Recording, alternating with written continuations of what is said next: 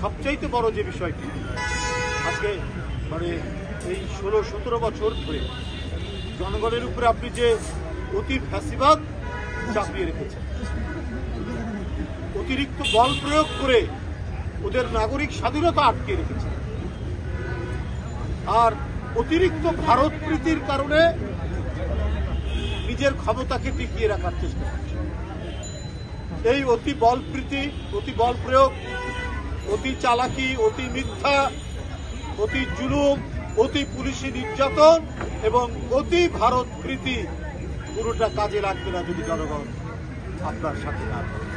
আপনি জনগণকে ত্যায্য করেছেন, সৎ সন্তান বানিয়েছেন, যেমন সৎ পুত্র সৎ কন্যা আমরা জানি, তেমনি সব মানে আপনার কাছ থেকে সব সন্তান করেছে।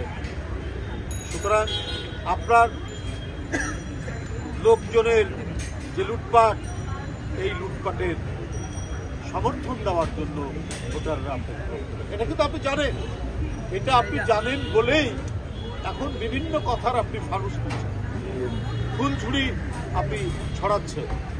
কিন্তু আপনি কিন্তু অবাধ সুষ্ঠু নির্বাচন আপনি চান না। আপনি জানেন অবাধ সুষ্ঠু নির্বাচন হলে আপনি পরাজিত হবেন। বিএনপি 2018 সালের নির্বাচনে গিয়েছিল না? গিয়েছিল। কি এত বড় রাজনৈতিক দল 5টা এমপি ধরিয়ে দিয়েছে, লাখ লাখ নেতা কর্মীর নামে মামলা, কবরে যে শুয়ে আছে সে মামলা, পবিত্র হজ করতে গেছে তার নামে মামলা, আপনার হাসপাতালের মধ্যে প্যারালাইসিসের রোগী তার নামে মামলা, লাখ লাখ মামলা দিয়ে হাজার হাজার নেতা কর্মীকে কারাগারে ঢুকিয়ে আপনি একটি প্রহসনের নির্বাচন করে জনগণকে প্রভাবিত করেছেন। আপনি নিজেই শেখ হাসিনার অধীনে অবাধ সুষ্ঠু নির্বাচন কিয়ামতের দিন পর্যন্ত সম্ভব নয়। তাই জনগণ চায় একটা নির্দলীয় নিরপেক্ষ সরকারের অধীনে নির্বাচন। আজকে সারা বাংলাদেশ এই যে তপ্ত প্রবাহ, এই যে খরতাপ, এখানে মানুষ পুড়ছে, মানুষ জ্বলছে, মানুষের শরীর জ্বলছে, এর উপরে ইলেকট্রিসিটি নাই। আজকে মফস্বলগুলোতে মানুষ আহুতাশ। বন্ধুরা আমার, এদেশের আজকে আন্তর্জাতিক মে দিবস।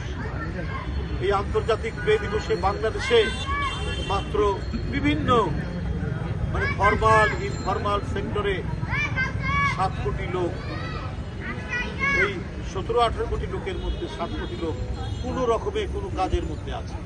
সেই কাজকে কাজ বলা যাবে না। এর মধ্যে একবারে একটা খুব বিশ্বাসযোগ্য প্রতিষ্ঠান বলছে এর মধ্যে 85% অর্থাৎ 6 কোটি লোকের যে কাজ করে এটা হচ্ছে খুব সঙ্গীন, এটা খুব দুর্বল, ভালনারেবল। এই কথা ওই রিপোর্টের মধ্যে বলা হয়েছে। বন্ধুরা আমার, তো এই পরিস্থিতি কেন? 6 কোটি লোক যদি দুর্বল কাজ, অর্থাৎ যে ফেরি করে চা বিক্রি করছে, ওই রিক্সাওয়ালা, ওই সিএনজিওয়ালা, এরা তো পুরো সরকারের সোশ্যাল যে প্রোটেকশন, সেই প্রোটেকশন তো পায় না। কোনো ধরনের রাষ্ট্রীয় প্রোটেকশন তারা পায়। রিক্সাওয়ালা, সিএনজিওয়ালা, চা বিক্রেতা, সেলসম্যান এবং যারা কৃষির সাথে জড়িত এই শ্রমিকরা, দিন মজুররা, এরা এটাই হচ্ছে প্রায় 6 কোটির উপরে। তাহলে আপনি খালি উন্নয়নের কথা বলেন, আরে উন্নয়ন তো মানুষ খেতে পাওয়াটাই তো উন্নয়ন। মানুষ তার একটা বাসা থাকবে, এটাই তো উন্নয়ন। জনগণ মোটামুটি 2 বেলা অথবা 3 বেলা একটু করে হলেও খেতে পারবে, এইটাই তো উন্নয়ন। সে অসুস্থ হলে একটু চিকিৎসা পাবে, এইটাই তো উন্নয়ন। আপনি কি মেট্রো রেল দেখান, আপনি কি পদ্মা সেতু দেখান, ওইখান থেকে তো টাকা নিয়েছে আপনার লোকরা। ওরা বানিয়েছে বাড়ি অস্ট্রেলিয়ায়, ওরা বানিয়েছে বাড়ি সিডনিতে, ওরা বানিয়েছে বাড়ি দুবাইয়ে, ওরা বানিয়েছে মালয়েশিয়ায়। আর এই 6 কোটি আপনার এই সমস্ত খুদে শ্রমিকরা, এই চাওয়ালা, এই রিক্সাওয়ালা, এই সিএনজিওয়ালা, এই সেলসম্যান এবং এই দিন মজুররা, এরা যেমন আছে তেমনি আছে। তারা এক মুঠো ভাত জোগাড় করেও তাদের জন্য কঠিন। এই দ্রব্যমূল্য বহু করে বাড়ছে, তার উপরে মূল্যস্ফীতি। সারাদিন রিক্সা চালিয়ে কয় টাকা পাবে? কয় টাকা দিয়ে সে 1 কেজি চাল কিনবে? তার আপনার 250 গ্রাম যদি পেঁয়াজ কেনে তাতেই তো তার সারাদিনের ইনকাম চলে যাবে। তাহলে উন্নয়ন কি শুধু আপনার ওই বড় বড় বিল্ডিং দেখালেই উন্নয়ন? না, উন্নয়ন হচ্ছে মানুষকে আত্মনির্ভরশীল করা, মানুষের কর্মসংস্থান হওয়া, এবং যে সমস্ত মানুষ কর্মে নিয়োজিত সে অত্যন্ত তার ইনকাম যদি অল্পও হয় সে রাষ্ট্রের একটা প্রোটেকশন পাবে, রাষ্ট্রের একটা সুরক্ষা পাবে। আপনি সে সুরক্ষা দেয় আজকে তারা কাতরাচ্ছে এই প্রচন্ড তাপের মধ্যে।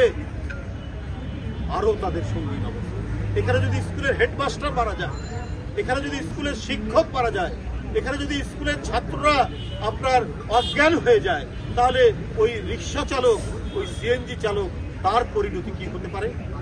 ভয়াবহ।